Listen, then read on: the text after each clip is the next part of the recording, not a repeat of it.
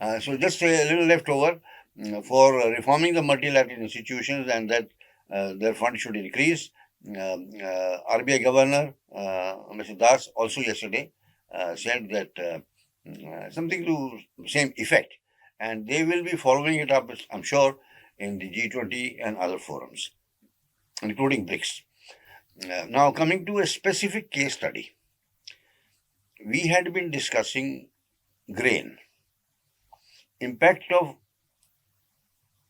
the Ukraine war on movement of grains, wheat, and then sunflower oil, rapeseed oil, maize, barley. These are the 5 major crops of Ukraine, and they exported about 35 million tons of this last year. Out of that, 30 million tons wheat. We discussed it more fully earlier, so now we summarize it. That the alternatives of Danube are going through the Eastern European countries, starting with Poland, are practically also out, because Poland itself has started massing its troops on the Russia border, 9,000 of them, latest figure, and may end up having a conflict there with Russia oblique Wagner Group. So, using that route has become also difficult for the reason I had said, that it will put a lot of logistics pressure.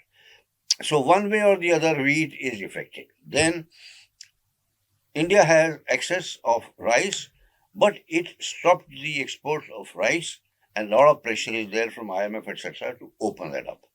Now, coming back to Indian policy, during last week or so, they said we will allow the import of wheat and we will take away or reduce the import duty on it.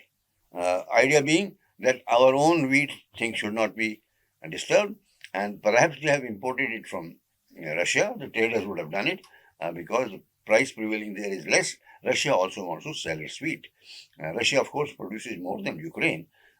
Russia has, I think, become largest exporter of wheat, or it is in the top couple of things. Australia is important, and US is important. US doesn't export much of wheat, though. Australia does. But these are different varieties.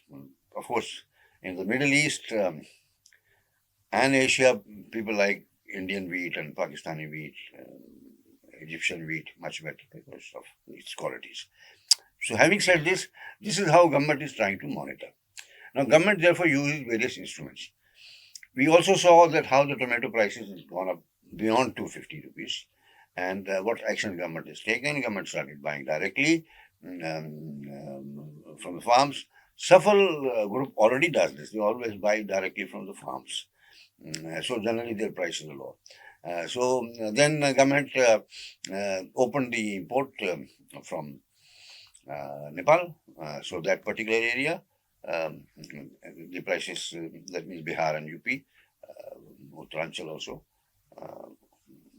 Uttarakhand also, the prices come under control.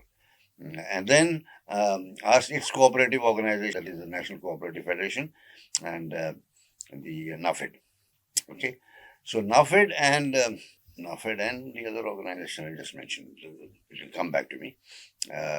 And they have procured tomatoes and started distributing, especially in the National Capital Region. And Delhi government takes tomatoes from them and has started distributing it in the colonies. Now, this has had a following impact. Government of India subsidized the tomatoes being sold by NAFED, NCCF, through Kedri Bhandars, and that is almost half the price of what the market was. I'm talking about yesterday's prices. This has already depressed the market price. And you go back, it has had an impact where in the mandis. Now, I mentioned another thing. Tomato is grown throughout the year in different parts of the country, right? But there are certain seasons. For example, this current season is where Maharashtra and Andhra Pradesh crop comes. This was partly delayed by a month because of the rains. In any case, right now the good crop is coming out. But the prices are initiated in Nashik. So therefore they have the price leadership.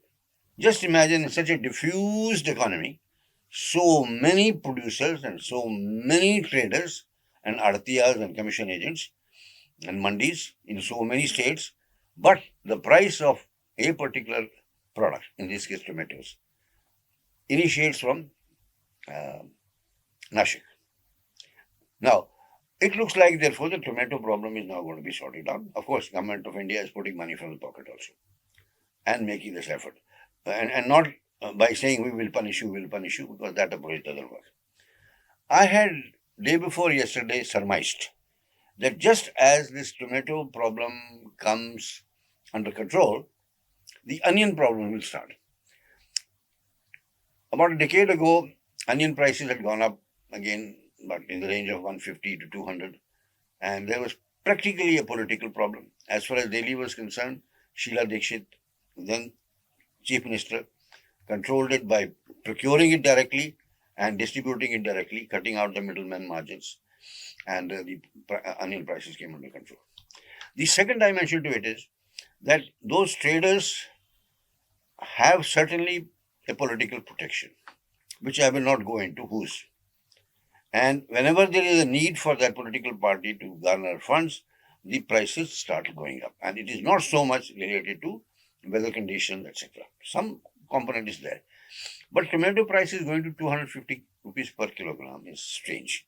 And 10 years ago, onions going to 150 rupees per kilogram was strange. So now what the government is doing for the next thing, onions. Onion prices have shot up from 24 rupees a kg in Nashik Mandi or Lasagaon Mandi, which is the biggest, which is a sub-mandi in Nashik for onions. 24 rupees per kg to 28 rupees per kg. So in a quintal, about 400 rupees raise in just about 48 hours. In this case, government has taken quick action and opened imports from Bangladesh. So East is kind of taken care of. And so on. So here we can look at the impact of policy. Here we can look at what restaurants will do. If tomatoes and onions are so expensive, of course, in salad they'll cut away both things. And what do we learn managerially from this? That government policy, which is honest, can manage these things by taking care of stocking. We have 3 lakh tons of, is it kilograms or, 3.6 lakh tons of onions in stock, because onions can be stored for a longer period of time. So government will start releasing the stock, and once again there is a political dimension which comes there, that certain groups of traders are under the protection of certain political parties, and whether you should allow them to make excessive profits or not.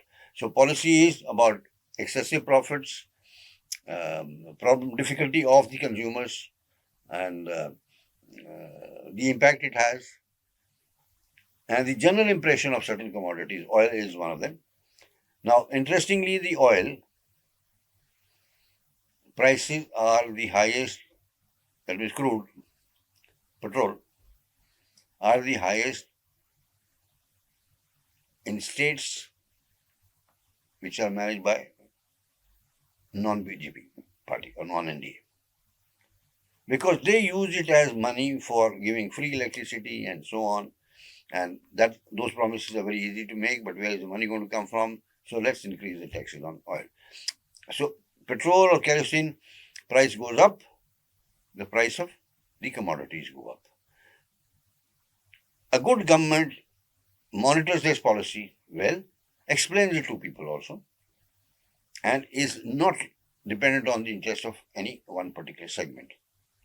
To some extent, it is in favor of the customers and balances the whole thing out. The export angles do come because people sometimes make more money sending these things to Dubai, from where they go to other countries also, including Pakistan, Afghanistan, and our things can go directly to Pakistan and Afghanistan be a lot cheaper to them, but our geopolitics is such that we cannot deal with it. So we'll take these issues in greater depth and as case studies as we go along. Thank you very much.